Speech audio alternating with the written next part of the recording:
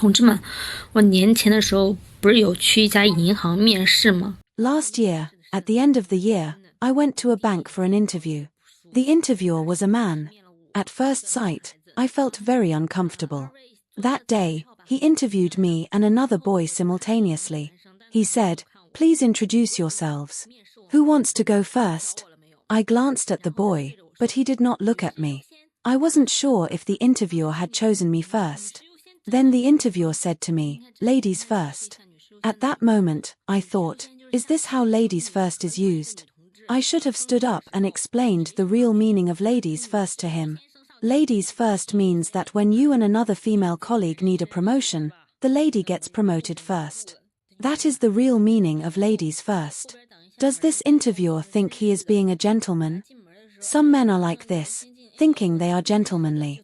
For example, they will hold the door for women, thinking they are gentlemanly, or let women go first when entering a room, thinking they are gentlemanly, feeling very good about themselves. Actually, this is just a matter of courtesy. Holding the door is a basic courtesy, regardless of gender. If two people enter a room together, letting the other person go first is normal behavior. Honestly, I find these men's actions very hypocritical. Just keep it simple in words and actions. Some men are already quite confident and feel even more confident in these small matters. If these men have a little bit of power, it will be a real problem. 说到相亲啊，吃饭这段是几乎是标配的，对吧？ Speaking of blind dates, having a meal together is almost an essential part, right? So the question arises, who should pay for this meal? Firstly, I think that as a woman, if you have a good impression of the man opposite you, don't rush to pay the bill yourself or insist on going Dutch. Why? Because letting the man take on this responsibility at the first meeting is actually a form of respect for him. You see, this not only shows your grace but also leaves a good impression on the man, paving the way for the next date.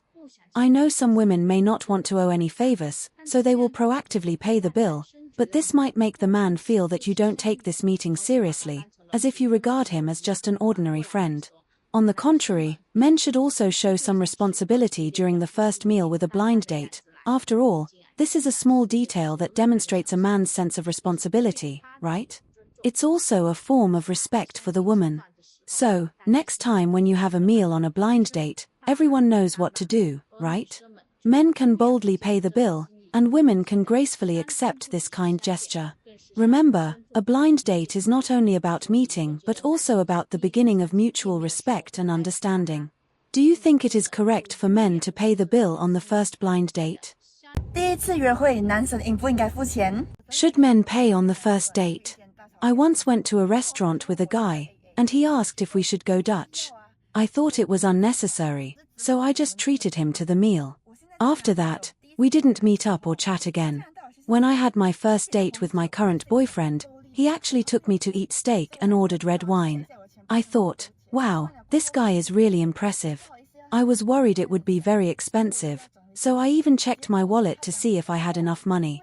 After the meal, he went to pay. I felt embarrassed to let him pay because the meal was quite pricey, so I planned to transfer some money to him. But he said no need, and he told me that the cost for girls to go out is quite high, with makeup and dressing up, and since I'm a university student, he just asked me to treat him to milk tea next time. Looking back now, I think he set a trap for me because next time, I had no choice but to meet him again. 唱歌，在公司举茶里，与你面谈，那你累不累？累不累？马上到，马上到。等会儿啊。哟，我今天多来。这都还有谁没来了？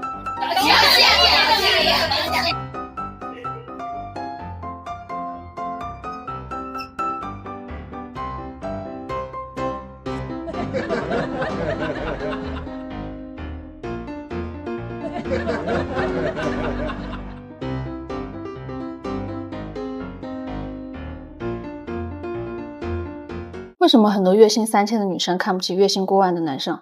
Many women with a monthly salary of 3,000 yuan look down on men with a salary of over 10,000 yuan, believing that marrying such men would lower their standard of living. This viewpoint is especially evident in tourist cities. We often see women traveling with their friends, but it is rare to see men traveling alone or with their buddies. The reason is that women generally have less financial pressure. They can easily save up 5,000 yuan for a trip and enjoy poetry and distance without worrying too much about the future. In contrast, men face greater economic pressure. Without saving money, they might face a bleak future. They need to consider promotions and salary increases, and quitting a job casually could affect their career prospects.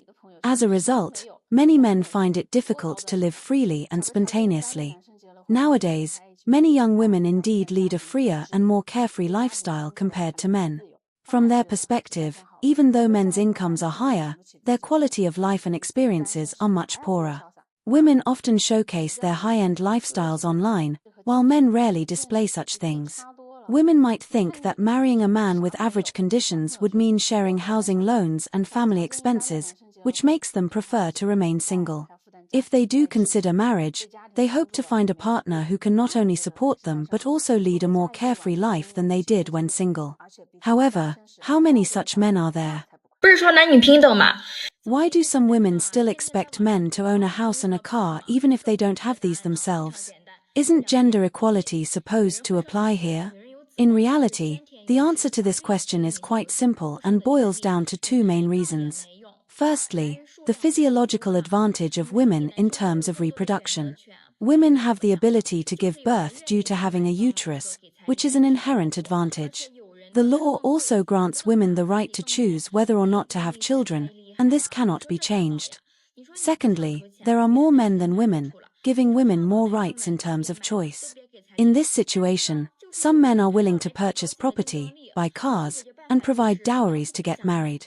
Some even go further, offering higher dowries and larger houses.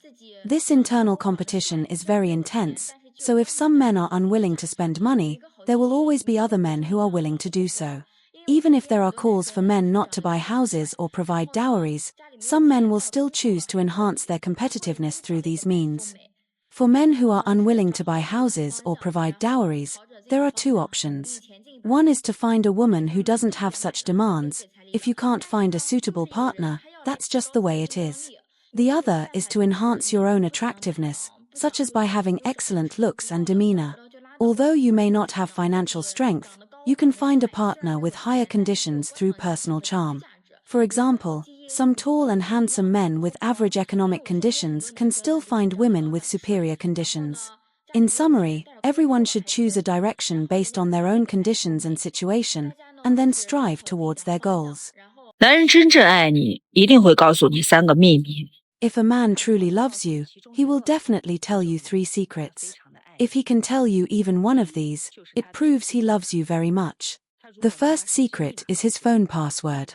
If he is willing to share his phone password with you, it shows that he has absolute trust in you and is not afraid of you knowing everything about him. He is not a deceptive man who hides things or is perfunctory. The second secret is his income.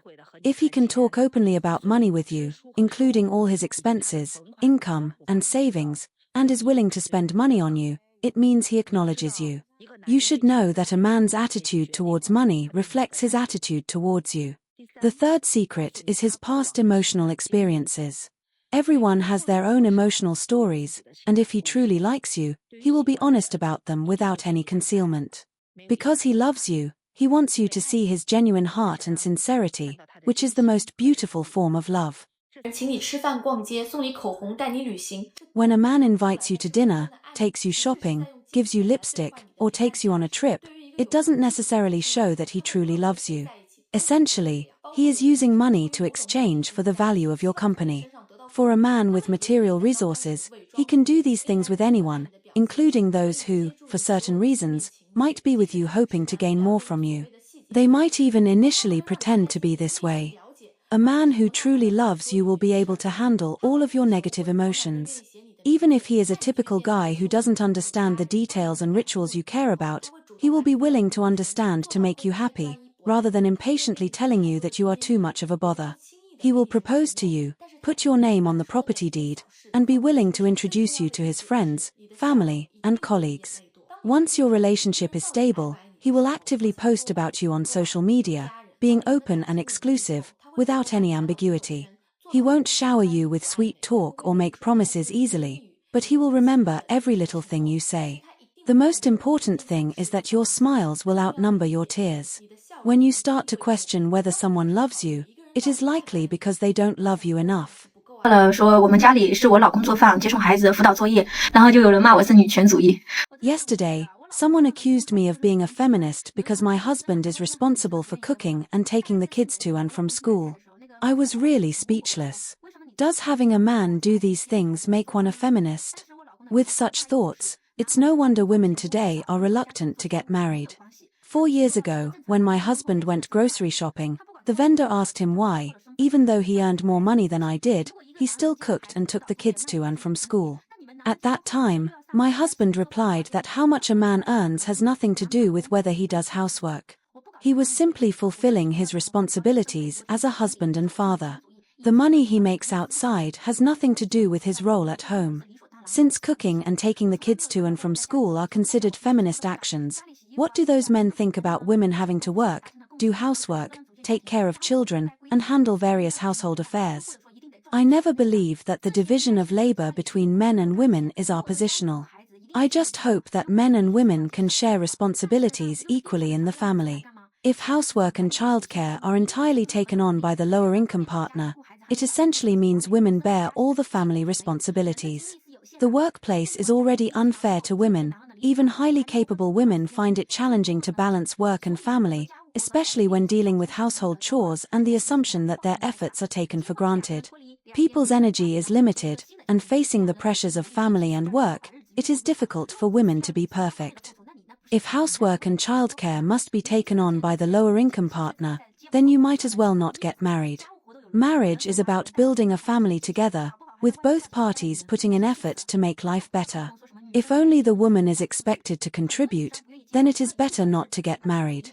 Many women are unwilling to get married, some do not want to marry, but more so because they have not met a truly responsible man.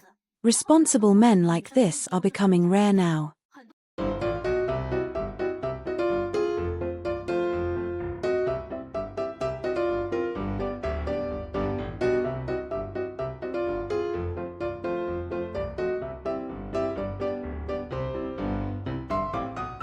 What is true feminism?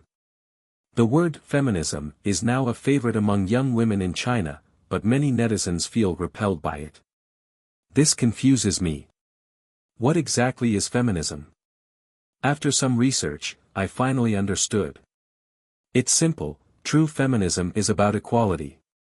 True feminism isn't about using the banner of women to demand men to do this or that while making no effort yourself, expecting to reap the benefits of others' labor, or trying to avoid responsibilities and obligations that should be shared equally by everyone under the guise of being a woman.